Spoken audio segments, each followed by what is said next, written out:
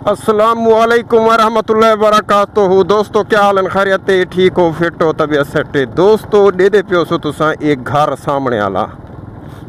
मैं यहाँ ही टाइम कुंदई इतना दरिया सिंध का पानी बाहर निकला है ते देखो इन्हें दोस्तों इन्हें दे शोधे दे घर देखो चिधार पानी है, सहन ते भी पानी है ते लेकिन गुजर बसर की पैन। मैं ढेर जाड़े थी कि वीडियो करना बड़े हम तो मैं क्या आज वीडियो कैमरा कड्डे तो मैं क्या यार वीडियो बड़े आज बड़े दरिया दी, लेकिन मैं अगू आया तो डिठे मेरा इलाका बुढ़िया पे चिधार उड़े दे पे सो घर रहन ते चिधारू ही दे पानी खड़े दरिया का।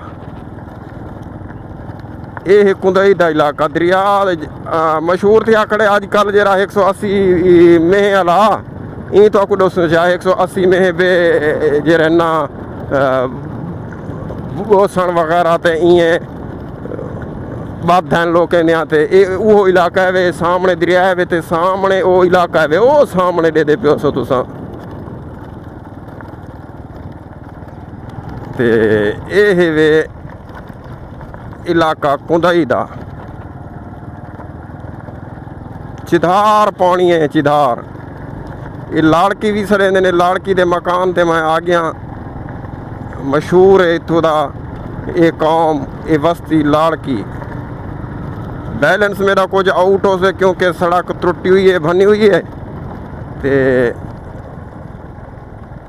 मोटरसाइकिल कुछ संभालना औखा थी ना पे।